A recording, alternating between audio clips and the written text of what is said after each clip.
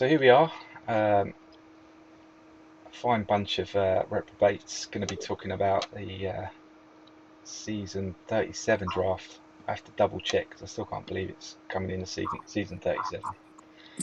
But season 37 draft. Um,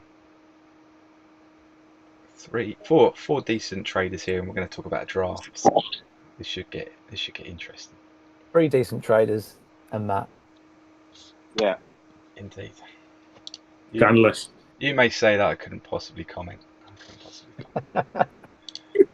Hey. Start as we mean to go on. Indeed. Aye. I did call it the redaction for a reason, so feel free to speak your mind, and if it goes south, then I don't know what's the worst that can happen. Right, so hopefully you can see what I've put up on the screen there. I've chucked a little graphic together for us to kind of walk our way through the top 10 picks. We'll start at number 1, shall we? Drum roll, please. Well, I think it's pretty obvious. Go on. Go on. Tell me. Wide receiver. But did everyone agree on which player was going number 1? Yeah. Yeah. Yeah. He says. Yes. There we go. Wide receiver 1. I can't even remember what his. Did he have attributes as well as being a level? Was he level 9 and sticky hands? Or sticky hands as well. Sticky hands. The imaginatively named Henty Creer. That's the one, yeah. Sticky hands. Loves his chicken wings. Level 9. Yeah, you can't argue with that one, can you? Can't argue with that one. He's nailed on. He's going to be an absolute nightmare to play against in a couple of years. Absolutely. Yeah. And Sharks pick him first, and I was having a little look into them, and they did take a strong quarterback, I think a couple of seasons ago, and actually they don't pass at the moment because they just can't. So he looks like a lock-in for the Sharks to take it at first pick, I reckon. Andy won't trade it because I've already tried. Oh, see? Well, not for a 7th, Matt. No. No, not for a 7th. Yeah. Let's put it like I put in a better offer than I normally would do. Let's put it like that. So. A strong 5th. Yeah, strong 5th. Maybe I might have pushed it to a 4th. Okay. So we're going to lock that in, yeah. I think that's they'd have to be, unless there's some. I mean, it's a new coach. Unless he takes a running back. He's a new coach coming in, so I don't know if Richard was caretaker and into all of the scouting. So that would be the only other thing that could potentially influence something. But he's fresh in. It's a new coach, but if it was a new coach coming into one of the other leagues, then you might have a look at it and think, what's he doing? Does he know what he's doing? But it's going to be an experienced coach coming in here, so they're going to know what they're doing. Yeah, punter one. Yeah. How Honestly, many seasons has Alex done? Has he done 2, 3? I looked at it. He hasn't done many, had he? I hadn't. No. Honestly, I would take the elite running back before that wide receiver, just because you're going to find it harder to find anything like that on the trade board. You can pick up a decent, quick wide receiver easier than you can a quick running back, or you'd pay more on the secondary market. It's a fair point, actually. It depends on Sharks and how they want to set their offense up, doesn't it? If they've got a strong quarterback already and they like the look of him, then the wide receiver is a natural pair for him. If they think they're going to base their game on the ground, then they take Althwaite. Another sticky hands attribute in there as well. Yeah. Well, I'd still go for the wide receiver though. Well, let's see what I can't remember what we did for pick 2. So pick 2. Oh, so James would definitely take that RB at number 1, and he didn't even take him at number 2. Well, to be honest, you'll find out my order was based on what comes first in the draft shortlist, because I put it together in about 2.5 minutes. So now that I'm looking at it, I obviously went for wide receivers first, and then I went running backs. But for me, I would take the running back. But both the quick wide receivers are good as well. Yeah, and I think from what I looked at on the Sharks, I'll probably have to have another look. I think I put run flat on the basis. Actually, they don't have a run game either, and it might be that they just got the quick quarterback. James is like this, Greg. He's the wild card in this equation. This is why he's on the pod tonight. He's he can go anywhere. Oh, all over the place. Now they used to have the quick running back or the fast running back. So I mean they've got this quarterback came in, King. He's looking like a deep zone, so that might again pair it up maybe. Yeah, he's got some good attributes as well. Yeah, really nice attributes. Yeah. Be interesting one, but we'll tie in our WR1 for our prediction this time around. So RB6, we like RB6. We touched on that one again. Wide receiver 3 is your wild card in there this time, James. Is he the short? Yeah, he's a quality 80-20. But I would go. I mean, I would go for the running back over obviously that wide receiver. But then I'm a short zone coach, so.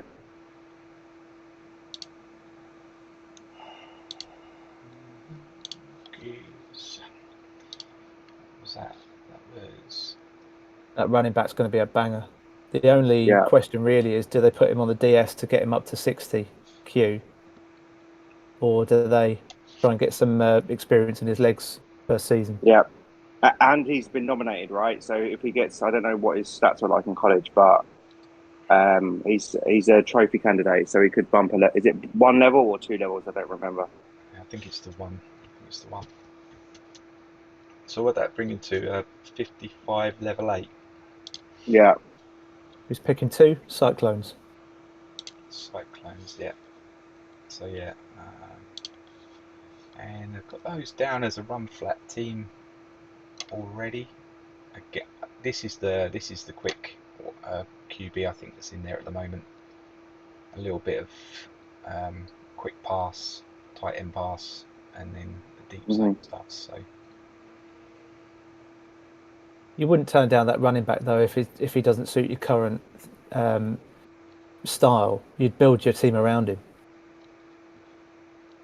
Yeah. Yeah. So are we locking in RB6 for the Cyclones?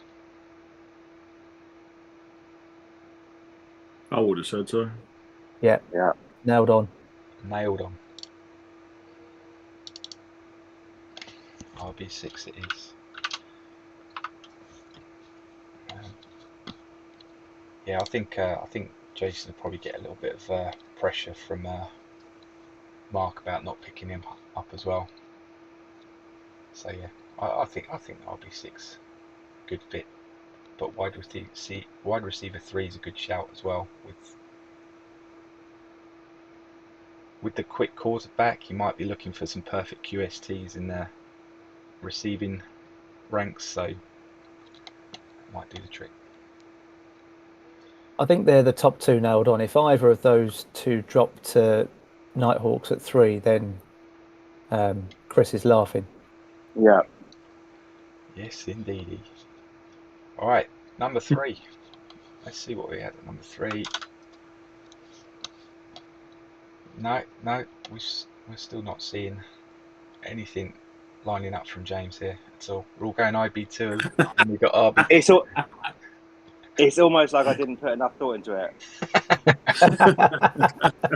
It's great. I'm reordering it over to one side to see what I actually think. So. All right, okay. Because yeah, it's well, I mean, if we all agreed on the first 3 picks, we'd have nothing to talk about, right? Yeah, I mean, honestly, I probably would go with the inside linebacker. I mean, he's an elite, and You just don't find them on the secondary market, right? Apart from Jez's 5-tech that he manages to put on the board every single season. Yeah, we can talk value after the pod, James. That's all right. I got one off you last year, if you remember. You did. So do you pick them up on purpose just to trade them? I got my 5-tech linebacker school. You've got. No, I don't know. It's not something I aim for. Just go for the tech ones alone. That's it. They just happened to come my way, I think. Recently. You've got the unicorn school. The unicorn, yeah. There's another couple for you to pick up later on as well. IB15, IB21 sitting there with a little bit of tech. It's quite a decent IB class really for Yeah, it's not bad. depth. So, but yeah, Some leadership in there as well. yeah, absolutely. It's a shame that this one's on the strong side. Oh, I like those. I've got one you can have. Get the run block. I've got one already. Oh, okay. Do you want another one? I The thing is, if you're that bothered about run block, then you'd play a 4-man front, wouldn't you? Well, that's kind of my view. Yeah, but if you're trying to defend multiple different areas, then it's useful to have a linebacker that can block the run. If you want to put 3 up front and then have a little bit more protecting the short zone. You'll have to get talking to Lee about that because I think you mentioned it. One of the other teams had a strong IB. He breaks into a cold sweat every time he sees a strong IB. So yeah. I with the short zone, I tried a 3-5 in the Empire for like 2 seasons, thinking logically in my head that's going to be the best against the short zone, and I didn't find it any more successful than playing a 3-3 nickel, personally. But maybe I had the wrong guys.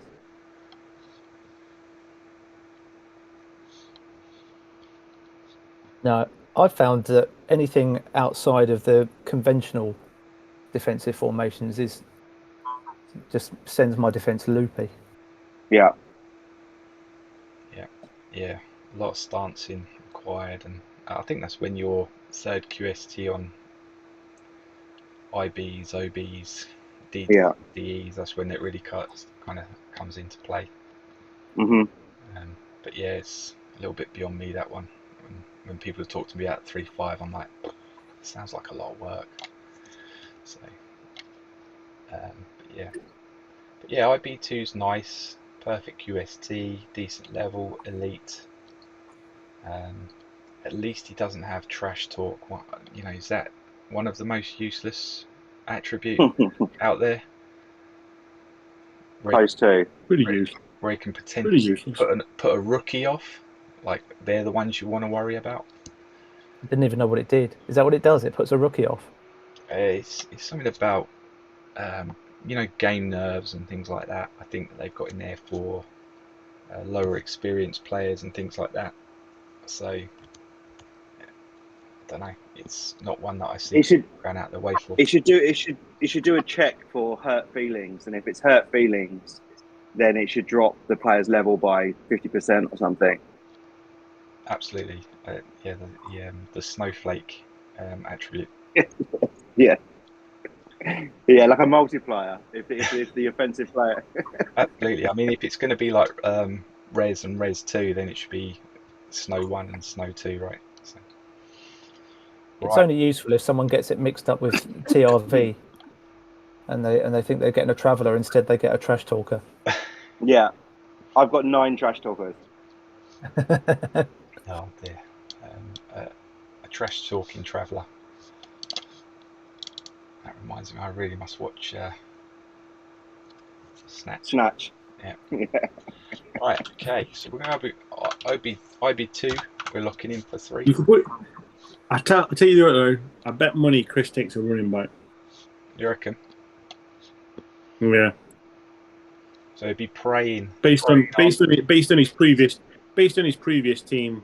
when he was in the Atlantic previously. I bet he takes a running back. Oh, so you making a late shout for RB2 might actually be reality there, are you? I don't think RB2 will stay there. I don't think it'll get there. What to number? It'll go first or second. RB2 is going to go first or second. First or second? Oh, no, it's RB6, isn't it? RB6. Sorry, RB2. Sorry, RB2. No, I don't know. We'll see. Who are you going with, Matt? No, it's not that.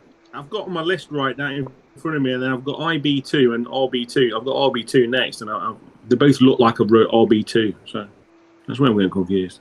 Well, let's see what makes it the 4. This would have been my pick, but I traded it out. So shocker.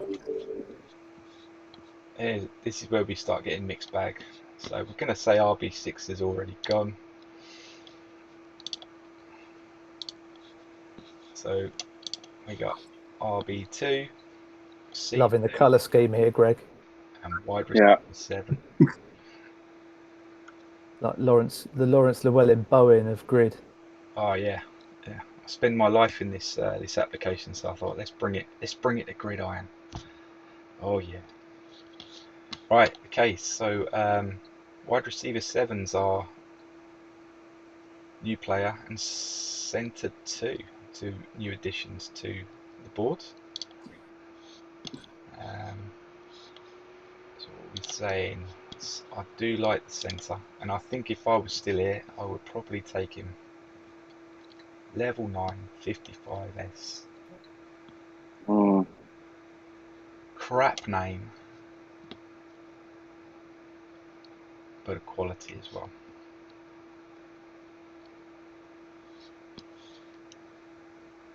He's a development squad guy for me, though. So it really depends on what you want. Yeah, I did the same with the last centre I picked up at 55. I think I mean, we kind of touched on it already, right? With Dev Squad. Anybody got an opinion on, do you play them first season, get those attributes, and then Dev Squad them, and spend that second season wishing that you had them playing, or do you Dev Squad them in that first rookie season? A couple of seasons ago, I would have said play them the first season, but I find attributes hard to come by now. I feel like they've really turned it down. So I don't know if it's necessarily worth it. I was getting attributes all over the place a few seasons ago, and like the last year and the year before, or last season and the season before, they're really hard to come by. I found that as well. I think with regards to your question, Greg, it's not. I think it depends on what stage your team is at. If you think your team is going to need that player in the second season, then you have to play them. If you can afford to play them in the first season and try and get attributes on the highest percentage possible, then you do that and you Dev Squad them second season. But it just depends on the cycle of your team. So do you think that's more of a mature squad? It's okay to do that, or what you can get away with it? What part of the cycle do you think you're going to be switching? Or if you're in an 8-year rebuild like you are, then you can afford to have them in the Dev Squad for 6 seasons. So happy days. That's a fair point. I don't like to talk about it in years. I prefer to talk about it in first round picks. So. Yeah, I mean, to your point, Jez, you're not playing even a level 9 rookie. If you're contending, you're not playing them in the first season, right? Unless you're playing someone you think you can get away with it, and that's probably not every game. So you kind of need to be in a rebuild mode to play them in as a rookie anyway. I certainly wouldn't. I think the last 2, 3, 4 seasons, I've always put my first round picks in the Dev Squad as much as I could. Just because I wouldn't play them or because I really needed to push their QSTs. It isn't now. I would never play a first round pick in the first season. I'd Dev Squad them if I had to.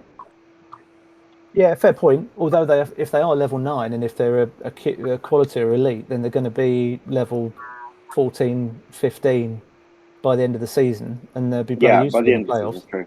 That's true. Yeah, that is true. I mean, there's a couple of things with a centre, right? It's kind of what attributes would you want on a centre? None of them kind of come to mind particularly, like, something off the top of my head just goes, I'd want that attribute on a centre. But then on the other hand, you could. Well, man, maybe. Yeah, okay, yeah, I like that. Well, man, and what's the other one? Fatigue, I guess. Is that the other one? Yeah. Tireless. That's the one. Yeah. Yeah, tireless. Yeah. So you want potentially those two. The thing I like about a centre as well is potentially you could play him at an OG as well if you wanted to, without any penalty. So you could get away with maybe not being a starting centre. But yeah, it's always it's a good. I like Dev Squad since they've done me too. The QST changes and things like that. It's really made it a lot tougher to. It's beyond just here's an extra 3 spots on the roster. I think more so than in the first round. I think the 2 QST jumps can make someone who would go in the second or third round, if you really invest in them, someone really good. So it makes like the 50 QST running back or the 65 QST wide receiver, someone who, if you're really willing to invest, can be really good. And a level 8 or a level 9 would have dropped down probably into the second round or third round if they didn't have the right QST, especially a 50Q or a 50S running back. Yeah, definitely. And I guess, with a 55Q or a 55S, you lose a season on the Dev Squad, but you get that extra 5. You're probably going to get 2 seasons out of them when they get late on, start coming back down the other direction, right? Yeah. Right, so well, I mean, a 10 QST jumps 1 level for it. I mean, if you get someone who's at level 18, well, that's 1 point whatever levels, right? So. Yeah, I mean, that's it. I mean, it costs a lot, but you think to yourself, well, at least I know I'm paying for something I'm going to get. Whereas coaching, in general, you never know. So wide receiver 7 was the other one we had, level 6, but an elite again. Can't believe nobody's snapping up wide receiver 5 though.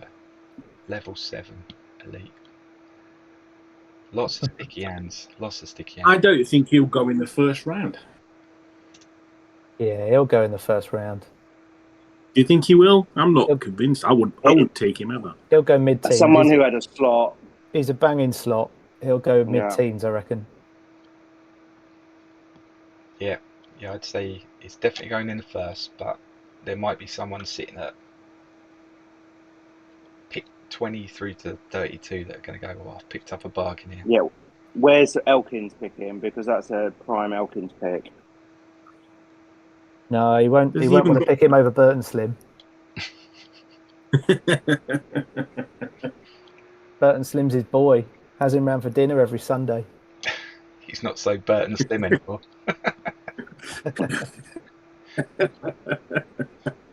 All right, so pick 4. What are we locking in for the Sonics? So this is Sonic's first of 2 in the top 10.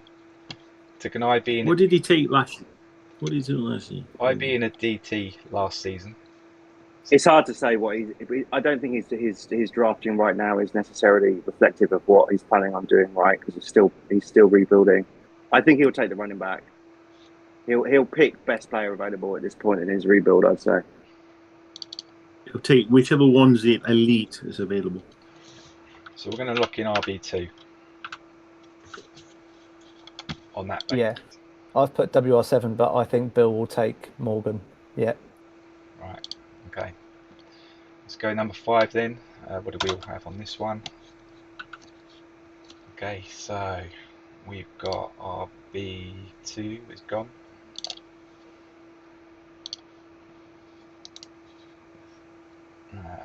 We've got OT8 fresh to the party. Oh, I don't even know. I ain't even got him on my. Yeah, he was class. I think I had him at 11 or 12. I could see him going. A quick OT is hard to find, right? I mean, with the dev squad, he can be 65 18, no problem. only level 5 though. Yeah, but what he's going to pick up? What 6 and what is it? I forget what elite is now. 6 and 5. Yeah, I mean, elites. I always think you should put 12 on an elite, so he should end up 17, which is you wouldn't turn your nose up at a level 17, 65. And if he's on the D squad, then you could stick another level on that, so 17, 18 at 65 Q. Yeah, you wouldn't turn your nose up at that. I just think there's certain spots for me, just in terms of if you're picking high in the draft, the players that are on the secondary market, if you need to have a quick offensive tackle, a quick defensive end, you need to have a running back, you need to have those players in place, and you're just going to play through the nose. Like you're going to be, if you're looking at a 17 or 18 level offensive tackle, you're looking at what, 2 firsts or 1, 2, 3 more.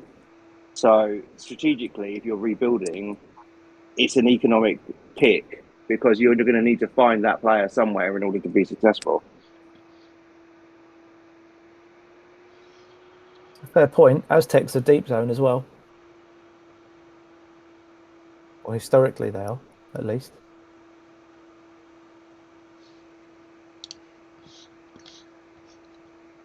Yeah, I mean, do you think someone would take him and put him DE, or do you think he'd stay? No, I'd keep him at OT. Yeah, me too. I think the defensive end class is strong enough already. I think. Yeah. I mean, there's a couple of L8s. There's a 1L7, and there's a 65. There's a ton of 65 Qs level 6s.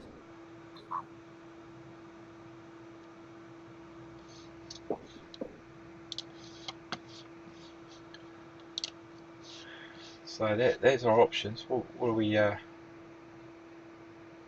thinking then?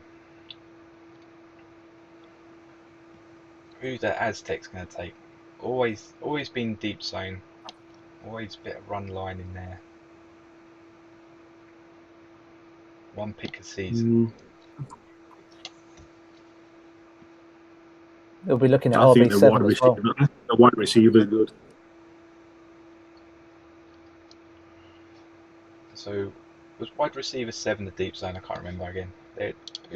Wide receiver 7 is the elite. Elite level 6 elite. 80-20.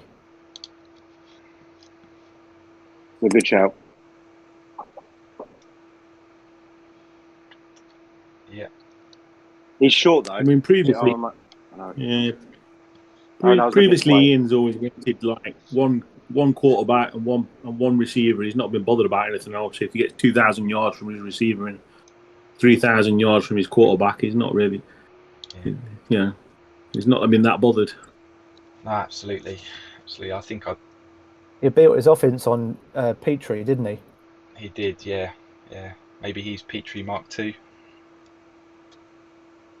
Yeah. You say he's short, James? Oh, James is gone. Down the runner. Disappeared. What is he? He's 77. 77. That's not short. No. That's enough. It's all right. I think based on historic playing style, I think that's a good shout for the Aztecs. Number 5. The only other consideration is if he's, I don't know what he's got on his books at the moment already. If he feels as though he's got wide receivers brewing, he might go for RB7. Because if he wants to build a run flat game, that's a bloody good piece to stick in there. 60 Q, level 7 quality. I don't know. Have the Aztecs ever run the ball? I can't remember him ever being a running team, or even having a decent running back. No. Sometimes when you're rebuilding, you just fancy a change, though, don't you? You just want to try something different.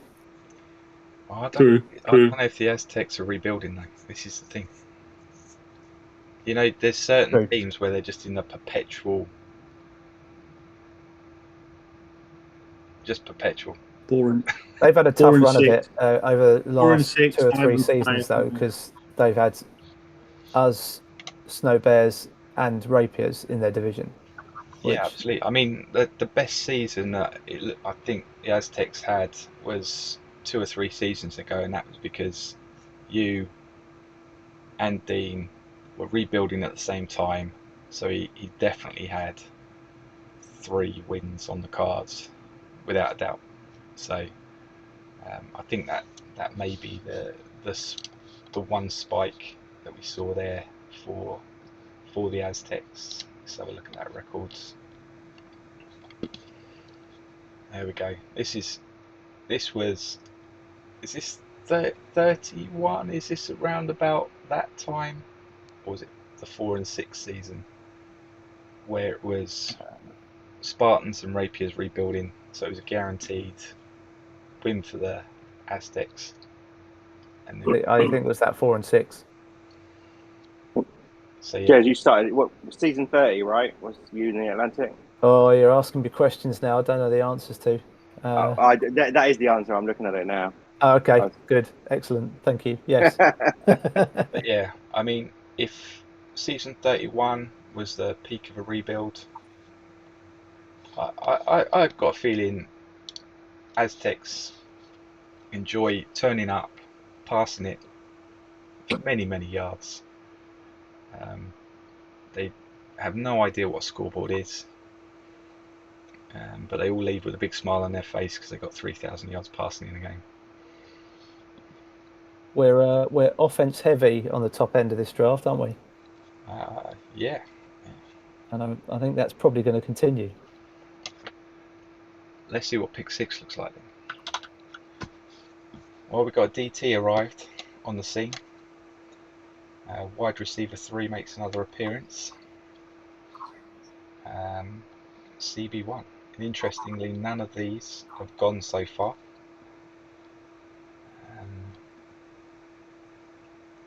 So let's take a look.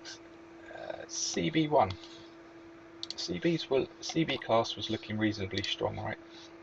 Yeah. The thing about CB1 is he's also a wide receiver, so we kind of weren't considering him when we were considering wide receiver. Yeah. 3. Fair point. Because he's an additional level. He's only 75 Q, but with a dev squad he'll be up.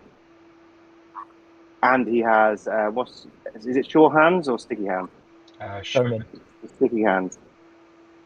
No, Showman, James. Showman. Oh, is it? Oh, I'm sorry. He's the only wide receiver that doesn't have sticky hands, I think. Yeah.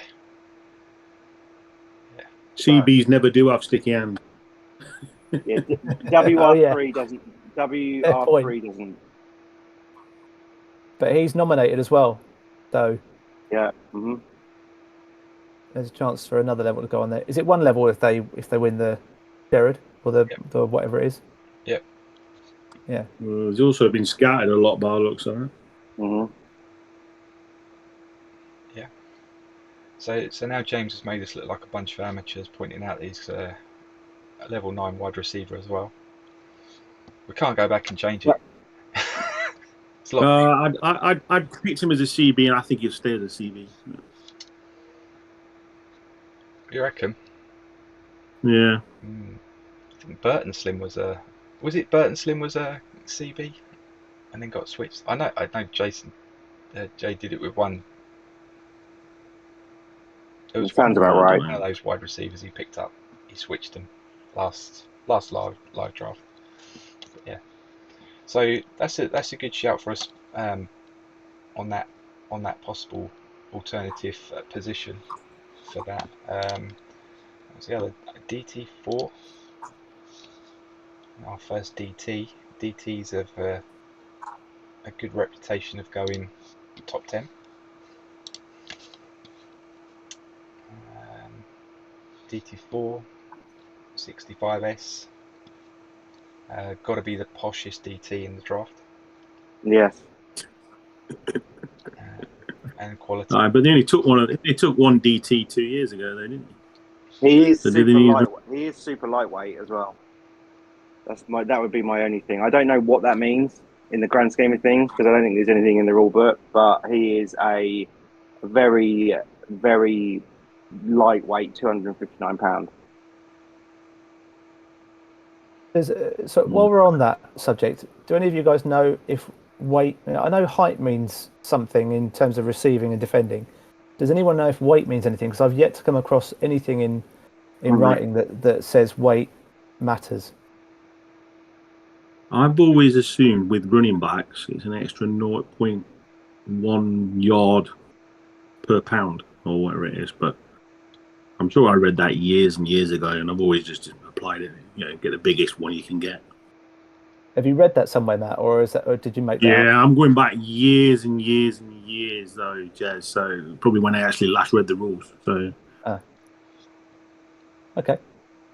I would imagine it But does. I Mean don't know whether something. that's I don't know whether that's the same with DTs or anything else. I've no idea. It would make sense that it means something because it would be daft to have a 140-pound DT that is an absolute baller because you just wouldn't get it. No, irrespective of his level. You would think in just thinking logically, a quick defensive tackle might get away with being lighter because they're there for the pass rush. But if you have a 65S DT who weighs £259, when you have there's a DT12 weighs £317. So, he's another £50-60 more. So if they're both the same level, it wouldn't make sense if you're running line that they're making the same holes, right? But who knows? Someone knows, I'm sure, but not me. Well, let's put that answers on a postcard. If anyone does know anything about weight and what it means, can you put it in the comments, please, so we can all learn? Absolutely, and any right answers will win my 8th round pick.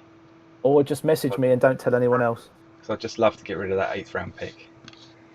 But yeah, right. Okay, so DT4 is looking good. CB1's looking even better. We've got wide receiver 3 turned up again, and RB7 was our perfect QST Womack. Oh, I hope there's a strong one called Womack as well. You want to play them both? Play the brothers in the eye. Absolutely, yeah. Womack and Womack out there, that'd be great. Only quality though, but some scouting on this guy as well. So who knows? Someone might have him in this top 10. I've got him there just purely because of the sort of impact that he can have in a game compared to even a level 9 corner or a DT. I've had some level 20 something corners before, and they've been completely rinsed by a passing team, and I've just ended up pulling my hair out thinking, what's the point of having a level 20 cornerback if they can't defend the pass? Yeah. Agreed. And a running back like that, once you've got him up to speed in high teens, he'll be an absolute demon. Yeah. If I was picking there, I would take the running back over the DT for the reasons you said, Jez, because, for cornerbacks, for me, experience matters more than level with some. I'd rather take a really experienced veteran cornerback over a rookie higher level one, because I think for me I see much more game impact from a corner who's older and more experienced than one who has a higher level. Okay, based on DT a couple of seasons ago, going with RB7 then.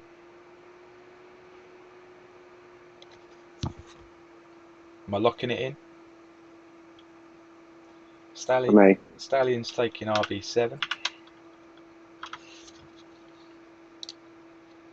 which moves us on to pick 7 with Kendall, who is probably, out of the rebuilding teams, is probably more advanced than the others before him so far, by the looks of it. Busy couple of seasons with 6 first-round picks already taken in season 36 and 35. Although he's traded out wide receiver, he picked up in season 35, which I've been laboriously coaching up. That fucker took a lot of CPs, but I got him there in the end. So, with that in mind, deep zone, run flat, looks like where he's going. Now we've got centre 2 making a reappearance. Wide receiver 3 again. RB2's gone. But for me, you have to go for the corner, right? Have we picked the corner yet? The CB1 L9? Nope. The other thing is, it's Kendall. It could be some absolutely wacky out of there QST that he's just testing. Yeah. I mean, is he still trying to do the all pass thing? Can you use that on every single play now, or is it still not a starting set? The spread. Yeah. You can go empty backfield on the set 8, can't you? Let me have a look. I'll have a look at the data. Pretty sure you can. Yeah, I know. Problem with empty backfield though is it has short zone and long zone passes in it, so it's a bit pot luck what play comes out. You can load, you can't even load the top end. It's you can't order the plays in empty backfield. What, at all? No. Interesting.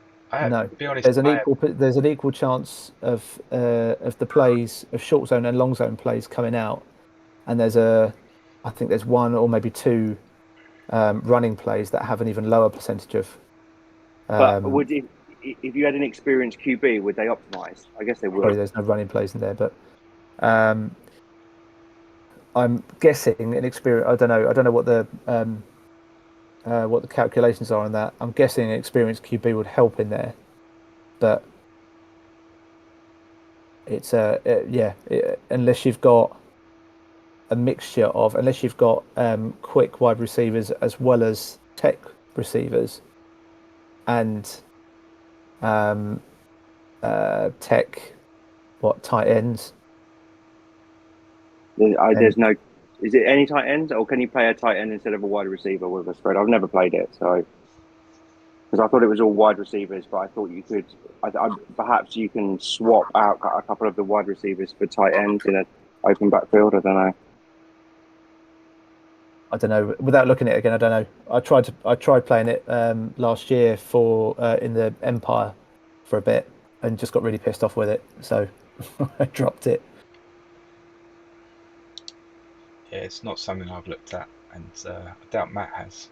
I'm still recovering from me passing so much last season. Yeah. Well, that might change if the right players come to me. If James want to trade that running back out for a second, I might change it. Don't think you're going to lock that one in tonight, Matt. I could try. What are we reckoning? I mean, I like CB1. I can't see CB1 on the basis of good cornerback, also good wide receiver option. I think at number 7 that would be a steal, right? I think it's between CB1 and wide receiver 3, so it depends what he wants. If he's going full passing, then he's going to be tempted by wide receiver 3. He might well be tempted by CB1 and converting him into the wide receiver. Yeah. So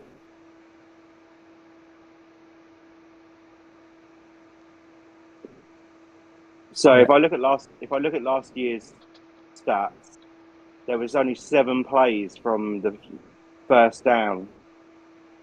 Hold on, down 0, down 1, down 2, down 3.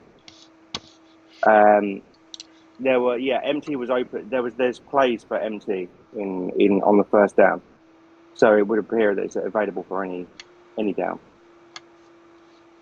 I also appreciate I'm about 10 minutes too late with that, but I was finding it.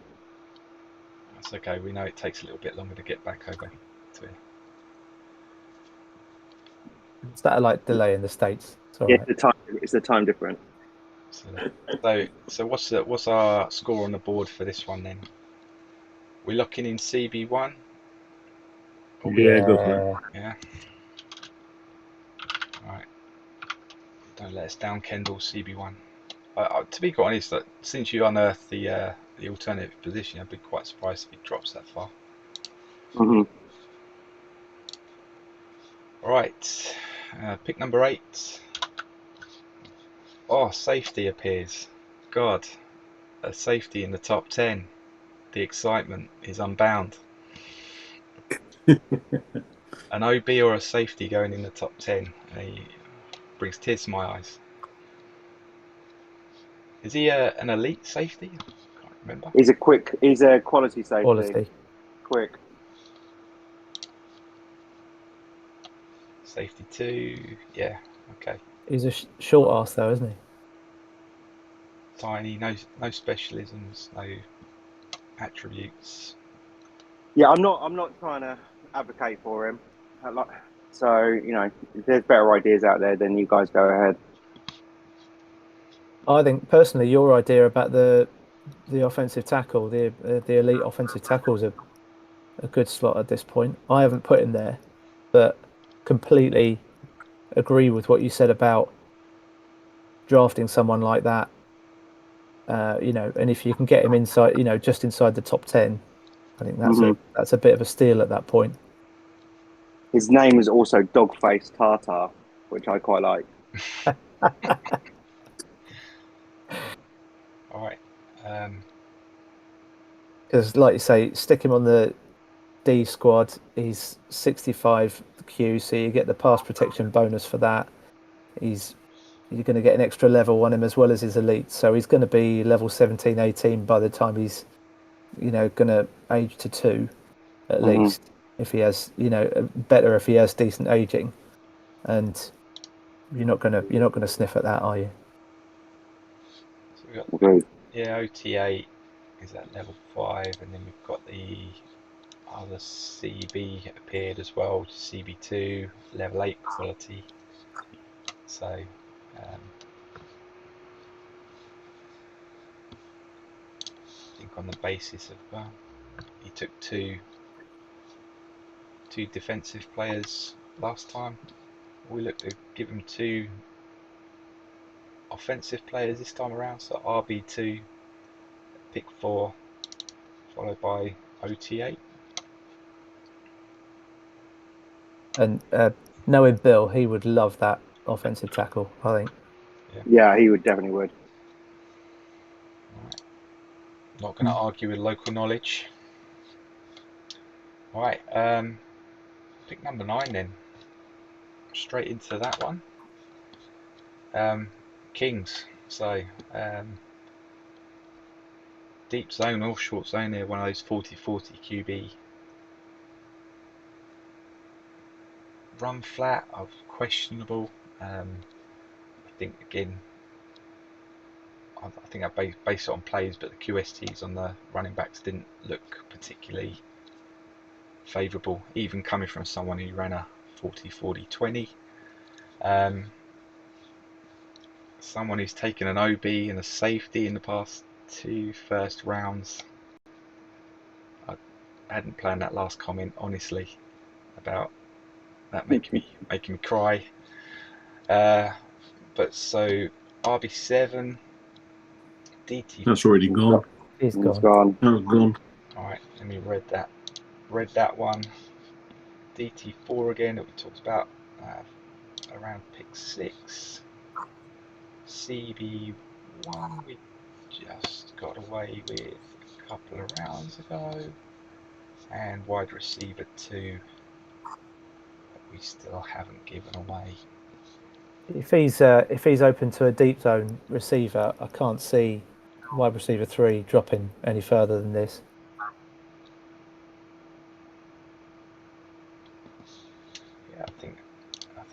good shout. Let's have a quick little look. I can't remember. In the roster there. Oh, that's a round 7 job. 65. We've got Gibson at round 2. So that was a tech guy. So yeah, that would make sense. With that 40-40 QB, he's got the tech wide receiver already. Looking for a good split end. I'm going to lock wide receiver 3 in for the Kings. Go for it. No, I think the Kings needs.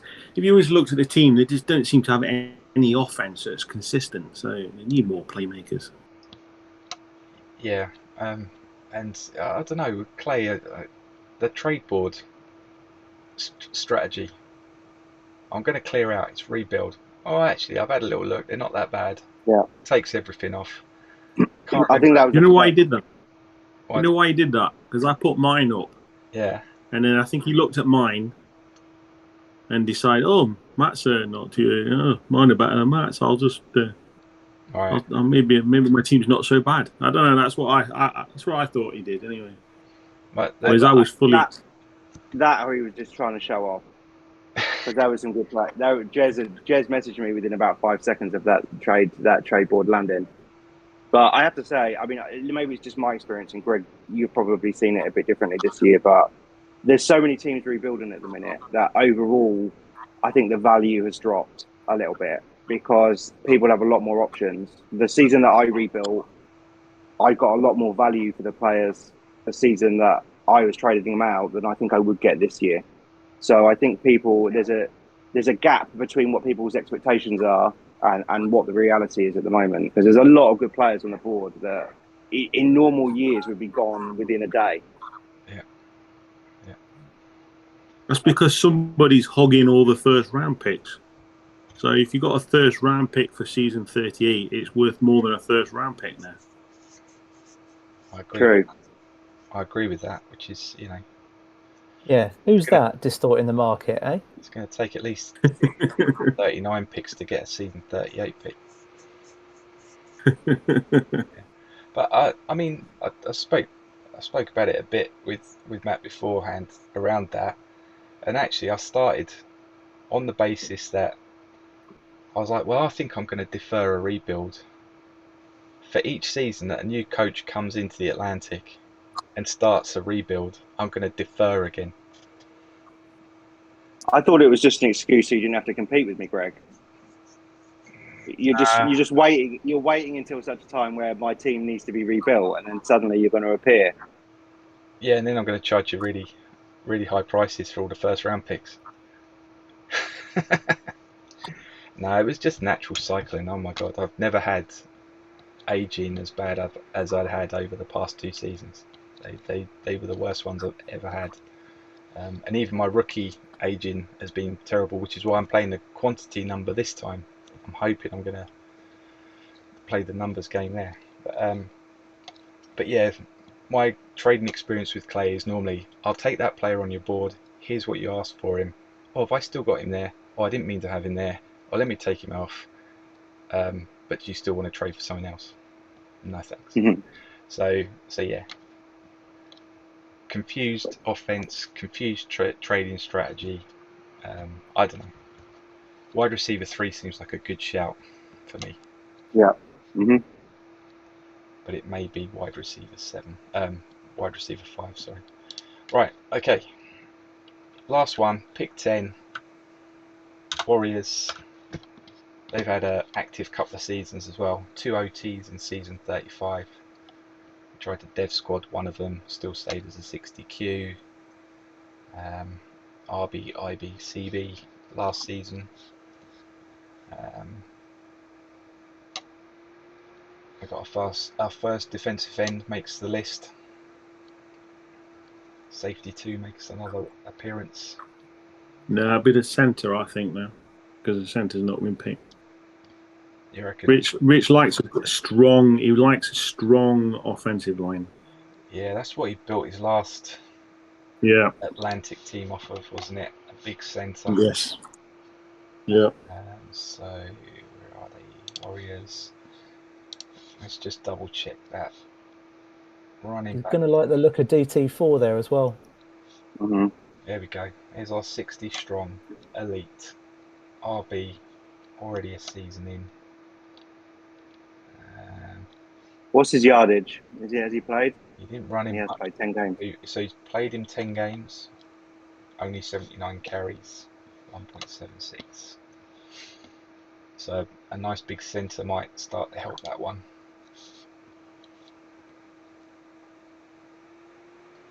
Any other thoughts? D5. What was D5? Take a look at him.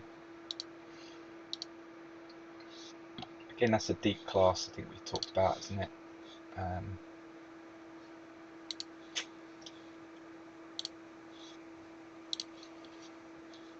Nice to see you've done your shortlist for your draft circle.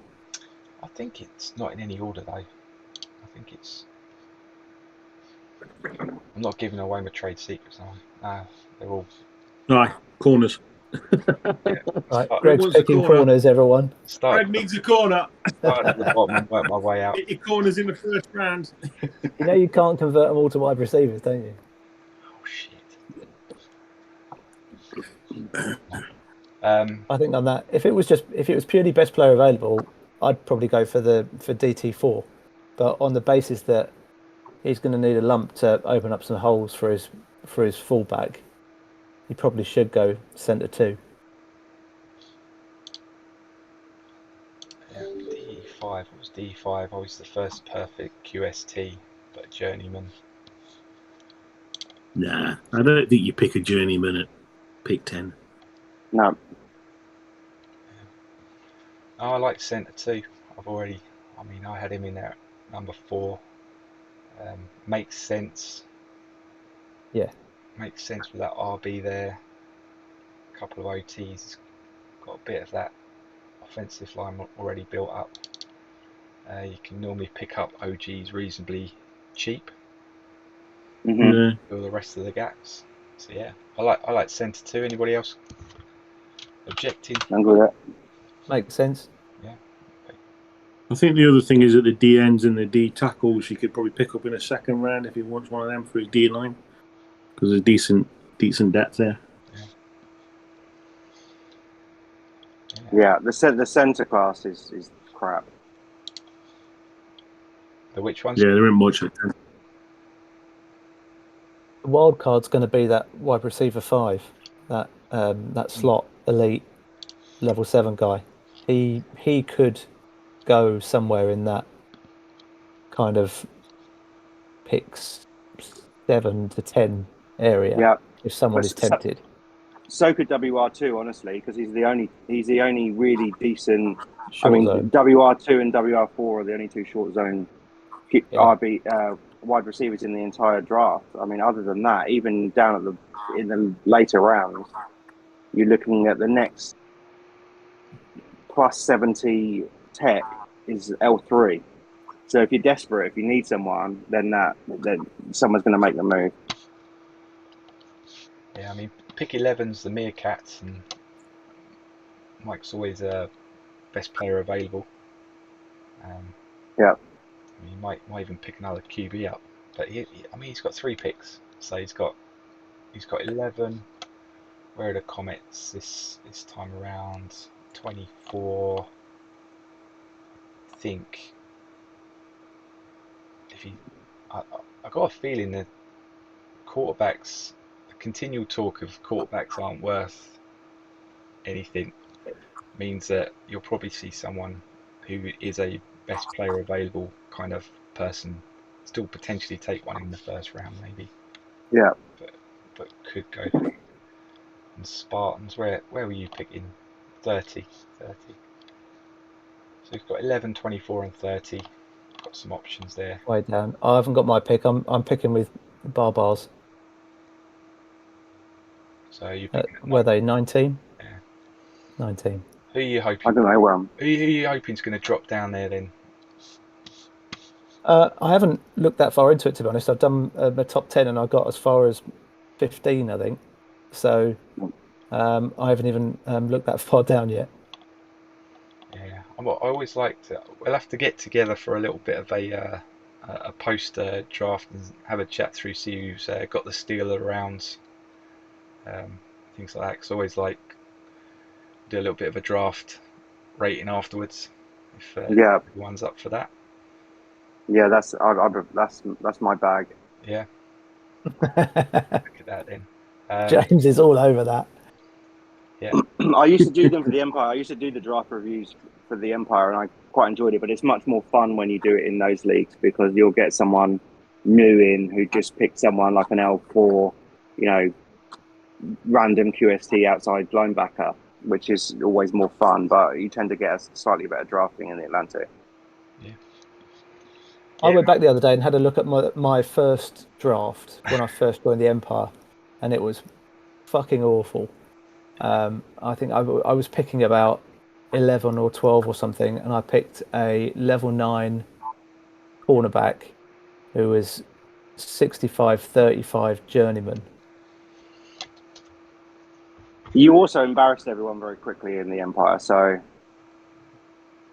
not that quickly. It took me a few seasons. Would have been quicker to work out first draft, right? Yeah. Oh, I was clueless when I first came into the game. I was utterly clueless. There was I was blinded by all of the numbers and all of the notebooks and Bibles and spreadsheets and whatever. And I was like, I very nearly gave it up actually within the first season because I thought, well, there's no way I'm ever going to have the time to get my head around all this lot.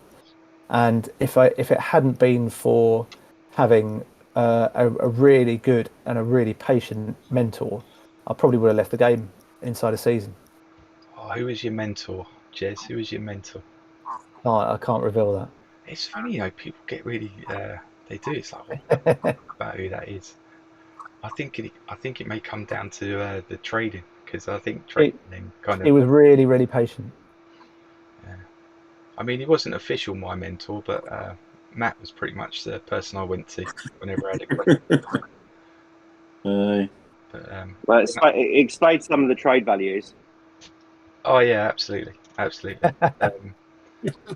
was one of the reasons I wanted to get Matt on here because it was, I don't know, 10 seasons before anyone in the Big Sky actually believed that I was a different person to Matt. So because they never. Oh yeah, yes, we did have that, didn't we? Yeah. Phil Holton was convinced that we were the same people. Yeah, exactly. We had that in the Empire as well, and I forget who's the Irish fella who was over in there for a while. He was in the Atlantic for a bit. Jason. It was Jason. Brian O'Farrell. I can't remember. He was at the Kings. Let me look. Mahoney. Jason, yeah, that's it. But he had another guy who was at another team, and everyone was convinced it was the same dude. Yeah. Were there supermodels in the Empire? The Seaward supermodels. Yeah. Because I always figured that was somebody who had a second team. They came in, they won. It was Brad's girlfriend. Wasn't it Brad's girlfriend or something? Is it really? Yeah, I'm sure it was Brad's girlfriend at the time or whatever it was. Yeah. Hey, what boys? This draft talk's taken a turn. Oh yeah. Yeah. It's all. And then we and just controversial, but then we had early Theo seasons when everyone was convinced it was his dad. Yeah, absolutely. Any other conspiracy theories we want to share before we finish off today? Oh, there's plenty of those.